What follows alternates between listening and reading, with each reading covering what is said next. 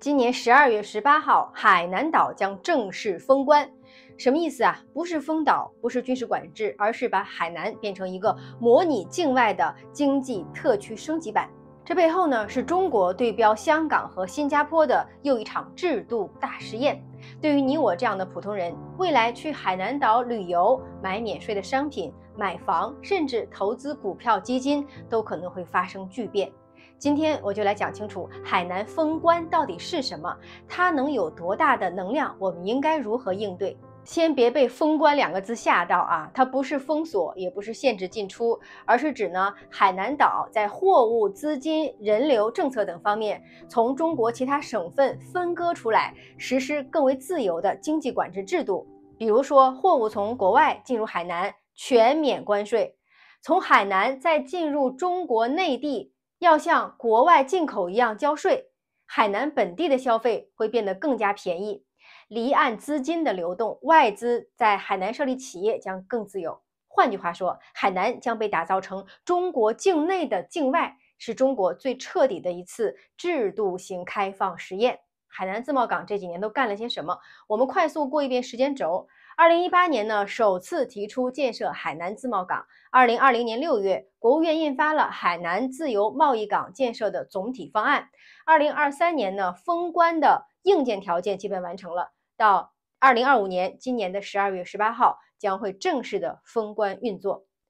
为什么国家这么重视海南呀？因为中国急需一个和国际接轨的制度窗口，来测试跨境贸易、税收、资本流动、数字人民币等这些新的机制，而海南就是这个试验田。很多朋友想知道，海南跟香港、新加坡有什么不同呢？我们从这几个方面来比较一下。从地位上来看呢，海南是中国的试验型封关港，香港是国际金融中心，新加坡是金融和贸易的国际枢纽，海南是中国本土的，香港是咱们的特别行政区，新加坡人家就是一个主权国家。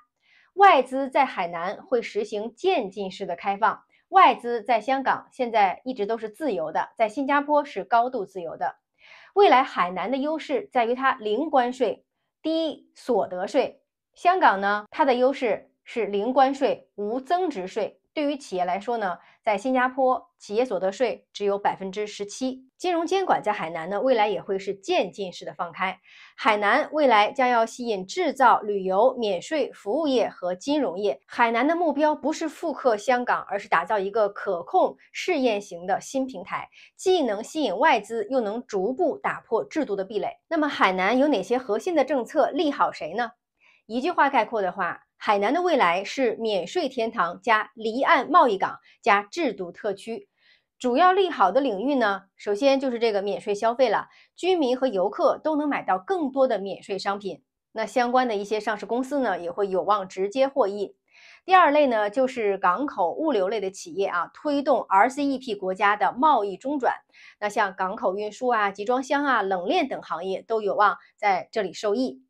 第三就是数字人民币的试点加跨境金融试验田，离岸金融在这里有预期，像金融科技呀、跨境结算平台机会呢都会涌现。第四呢，就是这个外商设立企业便利了，你像高端制造啊、服务业、健康医疗都有可能落地。那对普通人来说，海南有哪些机会值得关注呢？首先呢，就是去海南旅游消费，对你来说呢更便宜了，免税的额度更高，品类更多，像海南的购物节呀、国际消费节呢可能会越来越多。那很多人关心去海南买房怎么样？要谨慎，因为海南呢仍然是有严格的限购政策的。封关之后呢，反而不利于外地人在海南炒房。海南的政策更偏向于留人不留房，就是说希望更多的人才来海南。那第三类就是就业和创业的机会了，那要看行业，比如说你是旅游零售啊、健康养老啊、数字贸易啊、国际教育，这些行业机会会很大，特别是像外语啊、跨境服务啊、数字化能力的人才呢，尤其是有需求的。第四个就是咱们看看投资机会 ，A 股当中涉及海南的上市公司可以重点观察，如果未来推出海南主题的 ETF 或者 REITs 的产品呢，也值得我们关注。那根据政策和市场的预期，在资产方面，我们可以重点观察这3个方向。首先就是消费类啦，像免税店呀、百货公司啊等等。第二个呢，就是基础设施和交通啦，像基建呀、机场啊。第三呢，就是金融和制度红利啦，数字人民币试点概念的公司、港口物流相关的公司啊等等。当然了，这类资产呢，更多的体现的是主题型的行情，不代表长期的投资价值，适合短中期关注，结合政策节奏呢，大家可以灵活操作。有人会问，海南会是第二个香港吗？